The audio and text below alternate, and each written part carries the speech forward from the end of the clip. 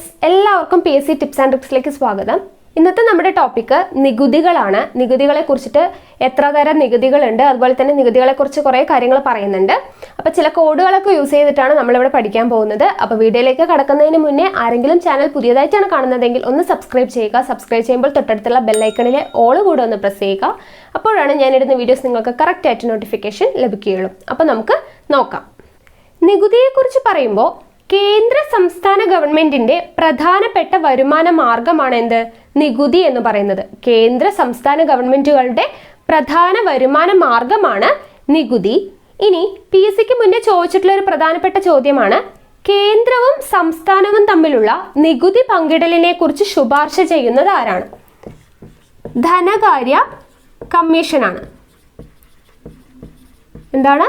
കേന്ദ്രവും സംസ്ഥാനവും തമ്മിലുള്ള നികുതി പങ്കിടലിനെ കുറിച്ചുള്ള ശുപാർശകൾ തയ്യാറാക്കുന്നത് ധനകാര്യ കമ്മീഷനാണ്. ഇനി ഇന്ത്യയിൽ നികുതി നിയമം നിലവിൽ വന്ന വർഷം ഏതാണെന്ന് ചോദിച്ചാൽ 1962 ഏപ്രിൽ 1-നാണ്. 1962 ഏപ്രിൽ 1-നാണ് ഇന്ത്യയിൽ നികുതി നിയമം നിലവിൽ വന്നത്.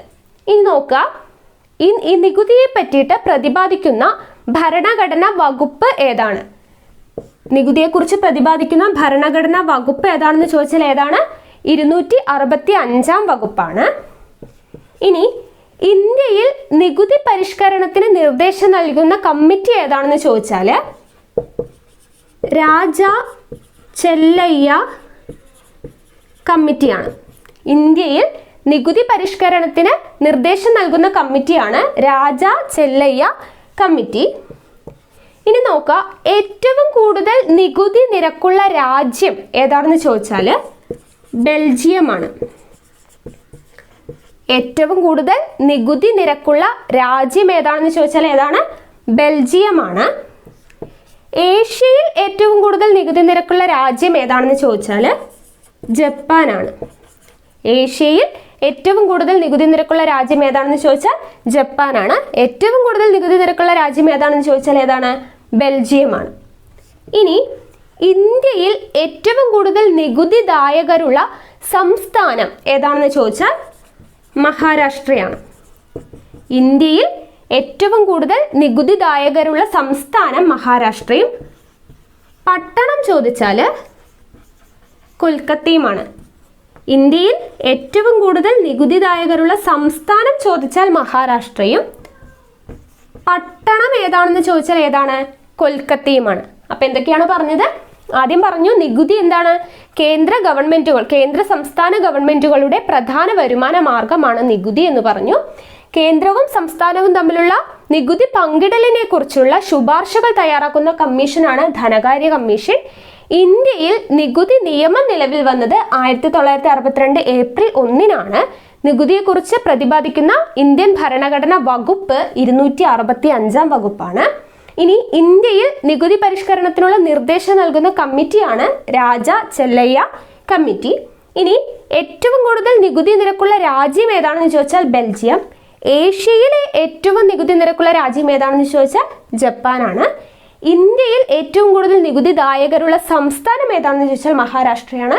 പട്ടണം ഏതാണെന്ന് ചോദിച്ചാൽ കൊൽക്കത്തയാണ്. ഇനി മറ്റൊരു പ്രധാനപ്പെട്ട പോയിന്റ് ആണ്, കേന്ദ്ര ഗവൺമെന്റിന്റെ പ്രധാന വരുമാന മാർഗം എന്താണ്? എന്താണ്? കേന്ദ്ര ഗവൺമെന്റിന്റെ പ്രധാന വരുമാന മാർഗമാണ് കോർപ്പറേറ്റ് നികുതി.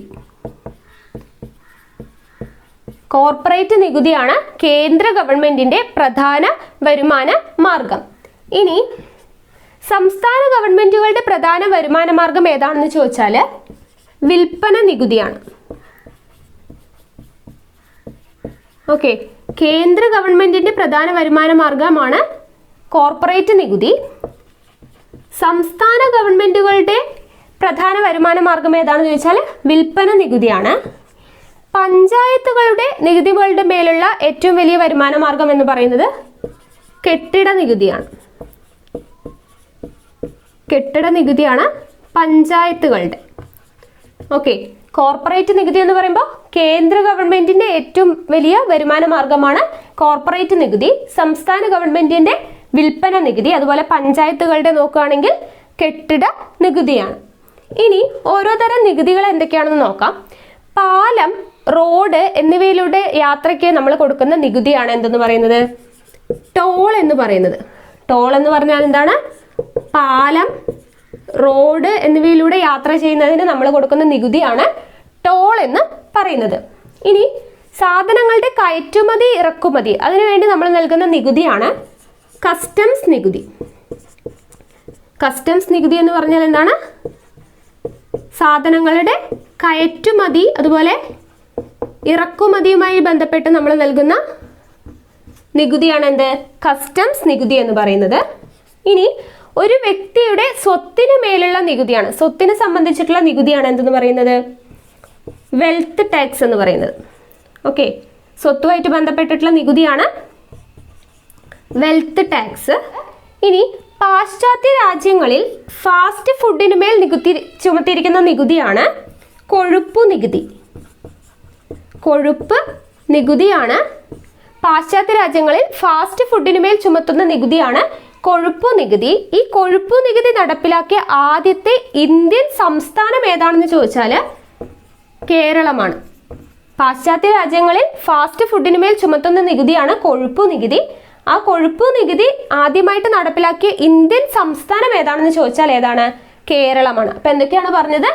കേന്ദ്ര ഗവൺമെന്റിന്റെ പ്രധാനപ്പെട്ടിട്ടുള്ള വരുമാനമാണ് കോർപ്പറേറ്റ് നികുതി. അതുപോലെ സംസ്ഥാന ഗവൺമെന്റിന്റെ പ്രധാന വരുമാന മാർഗമാണ് വിൽപ്പന നികുതി.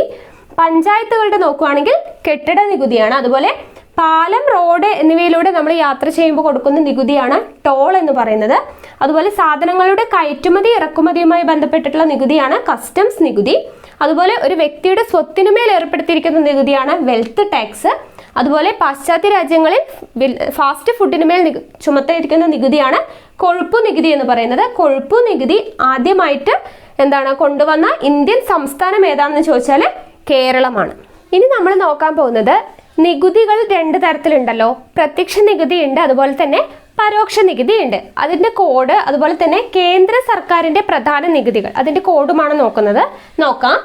നികുതികൾ രണ്ട് തരത്തിലാണ് ഉള്ളത്. എന്താണ്? പ്രത്യക്ഷ നികുതി, അതുപോലെ തന്നെ പരോക്ഷ നികുതി. പ്രത്യക്ഷ നികുതി എന്ന് വെച്ചാൽ എന്താണ്? നമ്മൾ ഡയറക്റ്റ് ആയിട്ട് കൊടുക്കുന്ന നികുതിയാണ്. നമ്മൾ ഡയറക്റ്റ് ആയിട്ട് നമ്മുടെ അറിവോടുകൂടെ തന്നെ നമ്മൾ നൽകുന്ന നികുതിയാണ് എന്തെന്ന് പറയുന്നത്? പ്രത്യക്ഷ നികുതി എന്ന് പറയുന്നത്.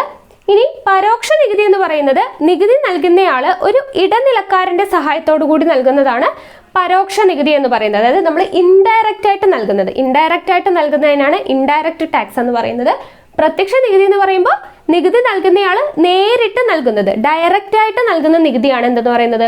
പ്രത്യക്ഷ നികുതി എന്ന് പറയുന്നത്. ഇനി അതിന് എക്സാമ്പിൾസ് എപ്പോഴും എക്സാമിന് ചോദിക്കുന്നത് ഏതെങ്കിലും ഒരു എക്സാമ്പിൾ തന്നിട്ട് അത് ഏത് തരം നികുതിയാണെന്നാണ് എക്സാമിന് ചോദിക്കാറുള്ളത്. അപ്പൊ അതിന്റെ എക്സാമ്പിൾസ് എന്തായാലും പഠിച്ചിരിക്കണം. അതിനുള്ള കോഡ് എന്തൊക്കെയാണെന്ന് നോക്കാം. പ്രത്യക്ഷ നികുതിയുടെ കോഡ് വിപ്രോ കോയിൻ എന്നുള്ളതാണ് പ്രത്യക്ഷ നികുതിയുടെ കോഡ്. നോക്കാം. വിപ്രോ കോയിനിലെ WE എന്ന് പറയുന്നത് വെൽത്ത് ടാക്സ്. എന്താണ്? Wealth tax. അതുപോലെ PRO property tax, CO corporate tax, IN എന്ന് പറയുന്നത് ഇൻകം ടാക്സ്. അപ്പൊ ഇത്രയാണ് പ്രത്യക്ഷ നികുതിയുടെ എക്സാമ്പിളുകൾ. ഏതൊക്കെയാണ്? Wealth tax, property tax, corporate tax, income tax. അപ്പൊ വിപ്രോ കോയിൻ എന്നുള്ള കോഡ് ഓർത്ത് വെച്ചാൽ നമുക്ക് ഏതൊക്കെയാണെന്നുള്ളത് പ്രത്യക്ഷ നികുതിയിൽ വരുന്നത് ഓർത്ത് വെക്കാം. വിപ്രോ കോയിൻ കോഡ് ഓർത്ത് വെക്കുക. ഇനി പരോക്ഷ നികുതി എന്ന് പറയുമ്പോൾ എന്താണ്? നമ്മൾ ഇൻഡയറക്റ്റ് ആയിട്ട് നൽകുന്നതാണെന്ന് പറഞ്ഞു. അതിന് എക്സാമ്പിൾസ് ഏതൊക്കെയാണെന്ന് നോക്കാം. അതിന്റെ കോഡാണ് എക്സ്ക്യൂസ് മീ. എന്താണ് കോഡ്? Excuse me. എക്സ്ക്യൂസ് മീയിലെ EX എന്ന് പറയുമ്പോൾ excise tax, CU customs tax, SE service tax, M market tax, E entertainment tax. അപ്പൊ ഇത്രയാണ് പരോക്ഷ നികുതിയിൽ വരുന്നത്. എന്തൊക്കെയാണ്? കോഡ് ഓർത്ത് വെക്കുക. എക്സ്ക്യൂസ് മീ എന്ന് ഓർത്ത് വെക്കുക. Excise tax, customs tax, service tax, market tax, അതുപോലെ എന്റർടൈൻമെന്റ് ടാക്സ്. ഇനി കേന്ദ്ര സർക്കാരിന്റെ പ്രധാന നികുതികൾ, അതിന്റെ കോഡാണ് ICSI. എന്താണ് കോഡ്? ICSI എന്നുള്ളതാണ് കോഡ്. അതിലെ I എന്ന് പറയുമ്പോൾ ഇൻകം ടാക്സ്, C എന്ന് പറയുമ്പോൾ കസ്റ്റംസ് ടാക്സ്, അതുപോലെ കോർപ്പറേറ്റ് ടാക്സ്, S എന്ന് പറയുമ്പോൾ സർവീസ് ടാക്സ്, അതുപോലെ E എന്ന് പറയുന്നത് എക്സൈസ് ടാക്സ്. അപ്പോൾ കേന്ദ്ര സർക്കാരിന്റെ നികുതിയുടെ കോഡ് എന്താണ്? ICSI ആണ്. ICSI എന്ന് ഓർത്ത് വെക്കുക.